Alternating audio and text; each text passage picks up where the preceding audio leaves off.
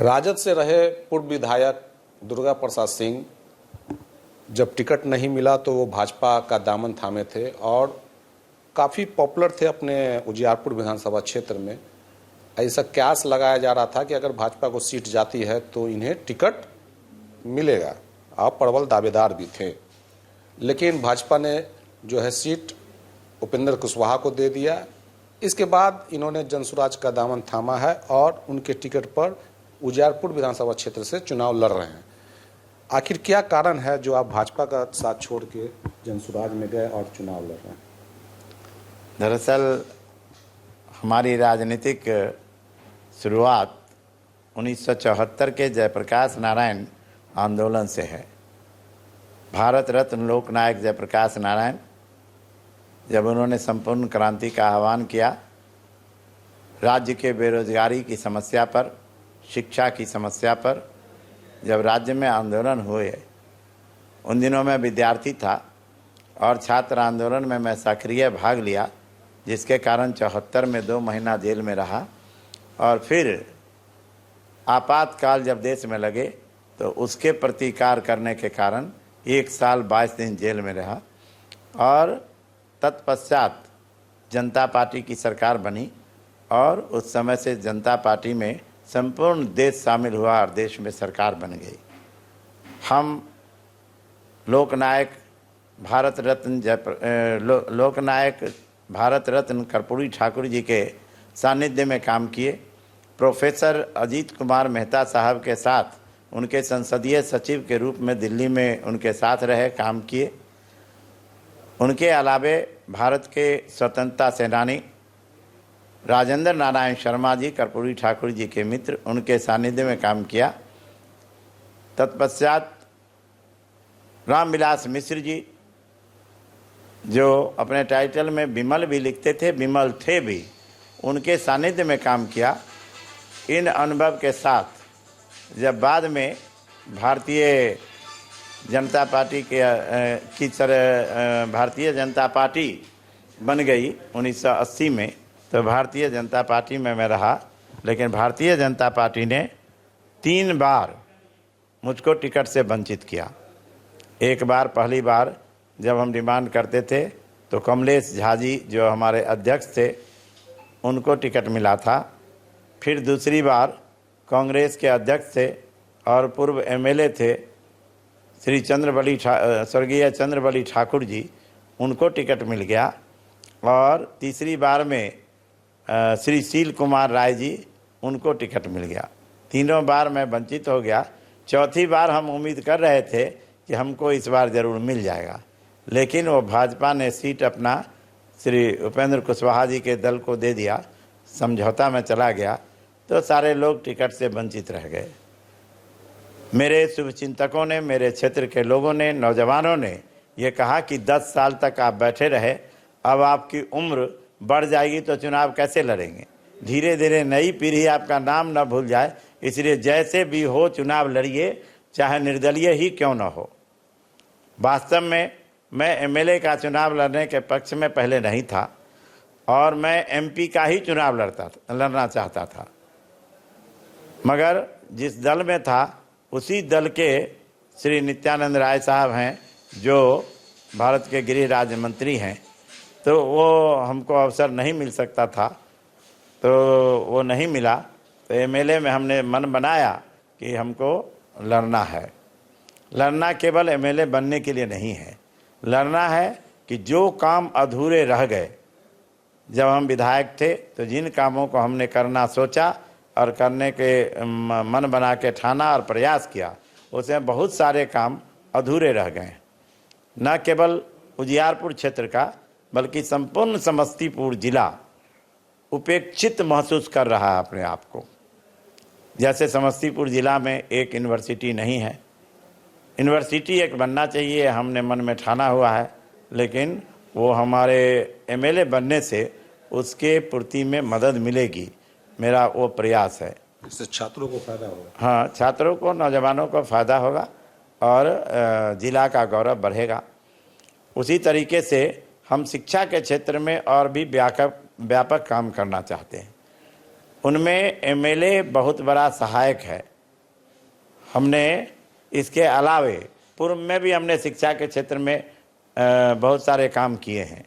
इसको गिनाना अभी वाजिब नहीं लगता हमको, क्योंकि हम जनता ने हमको उसी के लिए चुना ही है और हम करते भी वही समाज सेवा से रिलेटेड ही काम करते हैं जहाँ भी रहें। तो हम यही काम चुने हैं और यही काम करते हैं और यही काम करेंगे।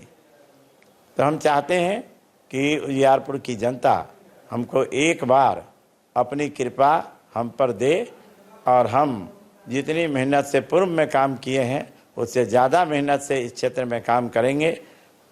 कुछ काम मेरे एमएलए नहीं रहने के कारण वो नहीं हो सका। जैसे मेडिकल कॉलेज उजियारपुर में लाने का हमने प्रस्ताव दिया था, जिला से रिकमेंडेशन हो गए, लेकिन मैं तब तक मेरा टेन्योर पूरा हो गया और मैं एमएलए नहीं रह सका और इस कारण से वो नहीं हो सका उजियारपुर। सरारंजन चला गया और सरारंजन में विजय बाबू सक्षम हुए और उन्होंने सरारंजन में लाया, नहीं तो ये महुआ जाने की बात हो गई थी। तो ये हमारा काम है। लेकिन हम यूनिवर्सिटी बनाना, खास करके 2-3 काम और महत्वपूर्ण है। पर्यटन के दृष्टिकोण से और पुरातत्व के दृष्टिकोण से पार गांव में खुदाई हुई। जब मैं एमएलए था, माननीय मुख्यमंत्री जी को लाया था, संग्रहालय यहाँ बने, ये हमारी कोशिश थी। जितना दूरी पर मैं उसे छोड़ दिया था उतना ही पर आज भी वो बंद है और वो संग्रहालय नहीं बन सका और यहाँ की सामग्री खुदाई में जो मिली थी वो पटना में रह रहा है और ये स्थान जो है उपेक्षित महसूस कर रहा है। इसलिए हम उसको भी जिंदा करना चाहते हैं। इसके अलावे और भी इस ज़िला में महत्वपूर्ण स्थान है जिसको उद्धार की ज़रूरत है, उनको पर्यटन में शामिल करने की ज़रूरत है। इसके सांस्कृतिक विरासत और धरोहर इस ज़िला के हैं, जहाँ जैसे वैनी पूसा, वो निवार वंश का शासन हेडक्वार्टर था और वहाँ विद्यापति जी काम करते थे, उनके पिताजी काम करते थे और विद्यापति जी का यहाँ से लगाव है, लेकिन वो क्षेत्र आज उपेक्षित है। हम उसको भी जिंदा करना चाहते हैं। करियन बल्हा, जहाँ उदयनाचार्य जी का स्थान है और उस तरह के उद्भट सांस्कृतिक धरोहर जो उसको आप हाँ, निश्चित रूप से कला के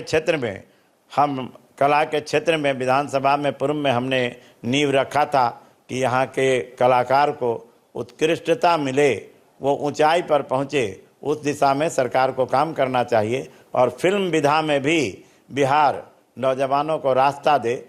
बिहार में कोई ट्रेनिंग इंस्टीट्यूट ऐसा नहीं है। तो हम और विनय बिहारी जी, इसमें दोनों आदमी ने बहुत जोर दिया था। इस सरकार ने उस दिशा में काम किया है और फिल्म के दिशा में 5 करोड़ तक सब्सिडी देने का प्रबंध किया है। मैं समझता हूँ उसमें जो सुविधा हो सकती है उसको बढ़ाने का काम हम आगे आने के बाद करना चाहते हैं, ताकि नौजवान जो कलाकार हैं उनको नई दिशा मिले। इसी अलावे ये जो है नित्यानंद राय के खिलाफ भाजपा के पूर्व जिलाध्यक्ष जो है वो भी बिगुल फूके हैं। आप भी भाजपा से हैं, वो तो निर्दलीय जो है नामांकन किया और आप जनसुराज से किए। इसको किस नजरिए से देखते हैं? इसको मैं उनके बारे में तो विद्रोह के बारे में नहीं कह सकता हूँ, लेकिन मैं विद्रोही नहीं हूँ। मैं स्वाभाविक रूप से ये चुनाव लड़ना चाह रहा हूँ। हमारी जनता ने हम पर बहुत प्रेम अपना दिया है, हमको अपने संपूर्ण भाव से जिताया था और मैं समझता हूँ कि मैंने उनका विश्वास नहीं तोड़ा है। मैं ज़रूर उनकी भावना का कदर करता हूँ, उसी तरीके वो भी मेरी भावना का कदर करते हैं और मुझसे प्यार रखते हैं, स्नेह रखते हैं। मैं अपने बारे में ही बोलना ज़्यादा उचित समझता हूँ और जहाँ तक बात रही वो मैं पूर्व में बता ही दिया कि भाजपा ने 4 बार मुझे वंचित किया है। इसलिए मैं एमएलए भी बना तो आरजेडी से बना था और लालू जी ने गजेंद्र प्रसाद सिंह जी के माध्यम से बुला के हमें टिकट दिया था और मैं उस समय जीता था जब पूरे बिहार में सिर्फ 22 आदमी जीते थे। उजियारपुर की जनता का ये लगाव है। बाद में लालू जी ने हमें छोड़ दिया और आलोक जी को टिकट दिया गया।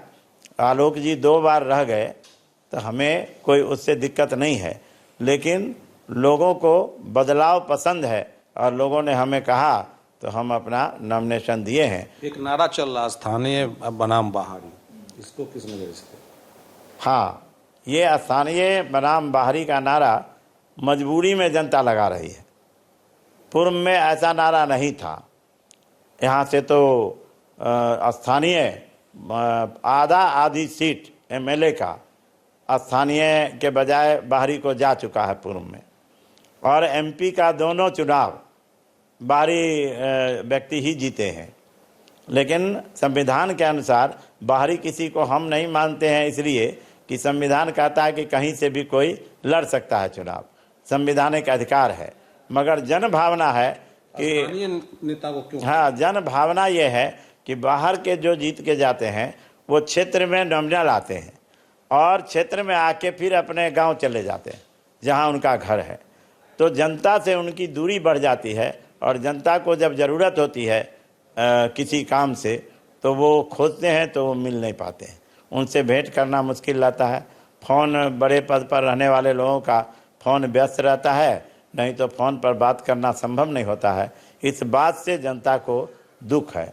और मुझे भी लगता है ऐसा कि खेती हमारी हो, बुआई हम करें और फसल काट के कोई और लेके चले जाए, गेहूं उनके घर चला जाए और भुस्सा हमारे पास छूट जाए, तो ये हमको लगता है कि वाजिब नहीं है और मेरे जैसे लोगों को इसका प्रतिकार में खड़ा होना चाहिए। इसलिए मैं हुआ हूँ खड़ा। इसलिए भाजपा से बगावत करके खड़े हो गए? हाँ, मानिए हम तो जेपी के चेला हैं, कर्पूरी ठाकुर के चेला हैं। उन्होंने नारा दिया था कभी, सच कहना अगर बगावत है तो समझो हम भी बागी हैं, तो मैं बागी हूँ। जी, तो सच कहना अगर बगावत है तो हम भी बागी हैं, ये कहना है पूर्व एमएलए दुर्गा प्रसाद सिंह का, समस्तीपुर से जहांगीर आलम। गर्मियों की छुट्टी होने वाली थी, मेरे पापा आने वाले थे, तो हम लोग सभी खुश थे। तो मैं एक बेड पे चढ़ के डांस कर रहा था, लेकिन वो पहले ही आ गए। फ्रीज। तो मैं उस समय तो कंटिन्यू नहीं कर सकता था, तो फ्रीज फ्रेम टाइप का हो गया। कसम पैदा कर